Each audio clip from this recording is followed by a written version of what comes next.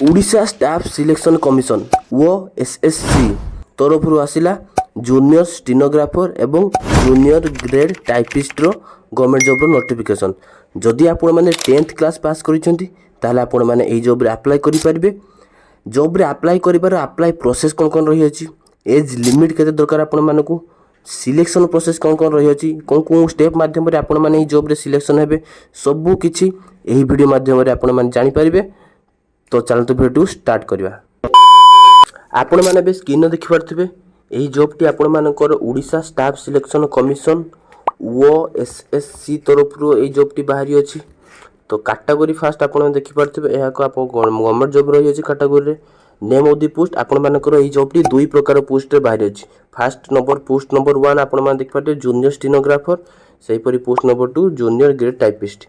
तो आपण माने चाहे दुई प्रकार जॉब रे अप्लाई करि परिबे। फर्स्ट जूनियर स्टेनोग्राफर पे आपण माने अप्लाई करि परिबे, सही परी जूनियर ग्रेड टाइपिस्ट पे मध्ये आपण माने अप्लाई करि परिबे। अप्लाई करिबार प्रोसेस सब किछि मु वीडियो माध्यम जणाइ देबी, आपण माने शेष पर्यंत वीडियो खाली देखंतु। नेक्स्ट आपण देखि पारथिबे टोटल पोस्ट 60 पोस्ट बाहरी अछि। अप्लाई मोड आपण देखि पारथिबे ऑफलाइन माध्यम रे आवेदन करा जिवो। प्लेस ऑफ पोस्टिंग भी आपण मानकर ओडिसा रे ही रहिबो प्लेस ऑफ पोस्टिंग। तो नेक्स्ट आपण देखि पारथिबे ऑल ओडिसा कैंडिडेट यहा उभय पुरुष और महिला यहा को अप्लाई करि परिबे। लास्ट डेट आपण देखि पारथिबे अप्लाई करिवार 12 डिसेंबर 2024। तो अप्लाई डेट आपण देखि पारथिबे 12 डिसेंबर 2024। तो ए डेट पूर्व आपण माने अप्लाई करि दंतु एवं अप्लाई रो स्टार्ट डेट रही अछि 13 नवेम्बर आपण मानकर अप्लाई रो स्टार्ट डेट रही अछि। तो ताबी मध्ये आपण मानकु नेक्स्ट स्लाइड मु देखे देबी। नेक्स्ट आपण माने चलन देखनबा जॉब रे अप्लाई करिया पय कोन एलिजिबिलिटी क्राइटेरिया कोन रही अछि ता चलन देखनबा। तो फास्ट आपण माने जदी जूनियर स्टेनोग्राफर पोस्ट रे अप्लाई करिया पय चाहउछि ताले आपण मानकु मिनिमम +2 पास करिवार आवश्यक रही अछि एवं आपण माने मिनिमम आपण माने देख पारथिबे 80 वर्ड पर मिनिट आपण मानकु टाइपिंग करबार अछि। तो एही एग्जाम रे आपण मानकु टाइपिंग टेस्ट को दवा पय पड़िबो। तो नेक्स्ट आपण देख पारथे से टाइपिंग टेस्ट रे आपण मानकु गुटे मिनिट रे आपण मानकु 80 टी वर्ड टाइपिंग करिवार रही अछि।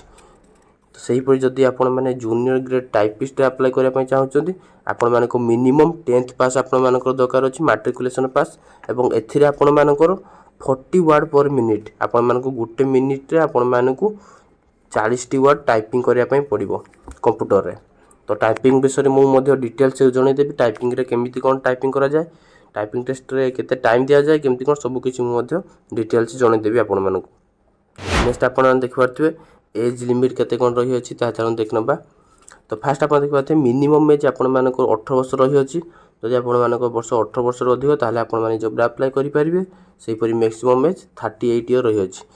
तो जदि आपण माने जनरल बैकग्राउंड बिलोंग करथांती एवं आपण मानकर बयस जदि 18 वर्ष रु 38 वर्ष मध्य होय थाय ताले आपण माने जॉब रे अप्लाई करि परिबे।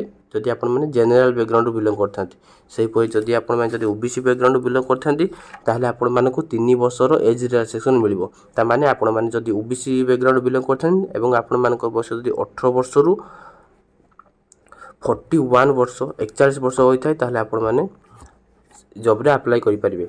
सेही परि जदि आपण माने एससी एसटी किबा पीडब्ल्यूडी बैकग्राउंड बिलोंग करथांती आपण मानकु 5 वर्ष एज रिलैक्सेशन, एक सर्विसमैन पय सेही परि 5 वर्ष एज रिलैक्सेशन आपण मानकु मिलिबो। नेक्स्ट आपण देखनबा सैलरी स्ट्रक्चर विषय रे आपण मानकु जॉब रे सैलरी केते कोन मिलियो। तो फास्ट आपण देखि पारथिबे जूनियर स्टेनोग्राफर जॉब पय आपण मानकु 25000 स्टार्टिंग सैलरी, 25000 आपण मानकु 81000 पर्यंत सैलरी मिलिबो। सेही पर जदि जूनियर ग्रेड टाइपिस्ट आपण माने सिलेक्शन पाउजन ताले आपण मानकु स्टार्टिंग सैलरी 19900 रु आपण मानकु 63200 टका पर्यंत सैलरी मिलिबो। नेक्स्ट आपण देखि पारथे सिलेक्शन प्रोसेस। तो फास्ट आपण मानकु एथरे 4टी स्टेप माध्यम रे आपण मानकर एथरे सिलेक्शन होबो। तो 4टी स्टेप कोन रही अछि फास्ट ता देखनबा। तो फास्ट आपण देखि पारथे आपण मानकु प्रिलिमिनरी एग्जाम दबा पय पड़िबो।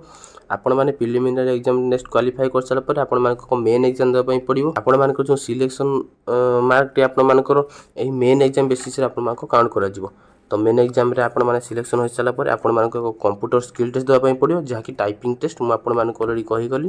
आपण मानकु टाइपिंग टेस्ट आपण मानकु दबा पय पड़िबो। सेही पर टाइपिंग टेस्ट रे आपण माने नेक्स्ट क्वालिफाई कर साला पर शेष रे आपण मानकु डॉक्यूमेंट वेरिफिकेशन करा जिवो। तो डॉक्यूमेंट वेरिफिकेशन कोन कोन डॉक्यूमेंट दरकार ता भी मध्ये मु वीडियो माध्यम आपण मानकु जणाइ देबी।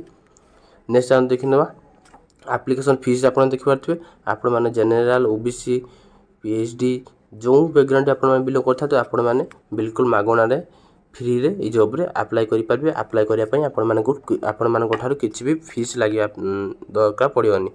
तो इंपोर्टेंट डॉक्यूमेंट से पूरी आपन देख पारथिबे। तो फास्ट आपन देख पारथिबे ऑल एजुकेशन सर्टिफिकेट आपन मान देबे। जो आपन माने 10th class pass करथले 10th class, +2 पास करथले +2, +3 पास करथले +3, आपन मानको जहां भी क्वालिफिकेशन रही अछि आपन माने क्वालिफिकेशन अनुसार आपन माने क्वालिफिकेशन सर्टिफिकेट देबे। नेक्स्ट आपन देख पारथिबे पासपोर्ट साइज फोटोग्राफ आपन देबे। सही परी कास्ट सर्टिफिकेट लागिवो, आधार कार्ड आपण माने देख पारथिबे रेसिडेंस सर्टिफिकेट सही पर देबे। एक्सपीरियंस जदि आपण माने करिछन ताले एक्सपीरियंस सर्टिफिकेट देबे, नहले एक्सपीरियंस सर्टिफिकेट जदि आपण मानकर नाही ताले आपण माने अप्लाई मध्ये सेमती करि परिबे। नेक्स्ट आपण देख पारथिबे जदि वोटर आईडी कार्ड आपण माने सही परी लागिवो। आ जदि आपण माने एम्प्लॉयमेंट पूर्व कोंडू अछंती आपण माने एम्प्लॉयमेंट थिले ताले आपण मानक चाहिले एम्प्लॉयमेंट एक्सचेंज सर्टिफिकेट मध्ये देई परिबे। डेट विषय देखि नेबे चलंतु।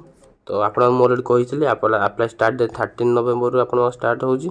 अप्लाई लास्ट डेट सही परी 12 डिसेंबर आपण अप्लाई लास्ट डेट रही अछि। तो जदि वीडियो भल लागुची चैनल गुटे लाइक कर दियंतु। नेक्स्ट आपण देख पारथिबे एहा होची सेही जॉब टिरो नोटिफिकेशन पीडीएफ। ए जे पीडीएफ रे आपण मानको सब किछि लिखा जाय छि जॉब टी विषय रे। आपण माने मते देखि पारथिबे जॉब टी विषय रे सब किछि डिटेल्स रे लिखा जाय छि, केमिति कोन अप्लाई करबे, केमिति कोन सब किछि डिटेल्स ए नोटिफिकेशन पीडीएफ रही अछि। तो जदि आपण माने पीडीएफ को बाय ପାଇଁ चाहउछंती ताले तोर डिस्क्रिप्शन बॉक्स रे मो टेलीग्राम चैनल एवं व्हाट्सएप चैनल रो लिंक प्रोवाइड कर देछि। आपण मान जाय सेठी जॉइन करंतु। आज रो वीडियो रे एतिकी थिला। चैनल को सब्सक्राइब कर रखंतु। तो रहउची आ जदि किछि डाउट थिला ताले कमेंट बॉक्स रे कमेंट कर दियंतु। रहउची जय जगन्नाथ।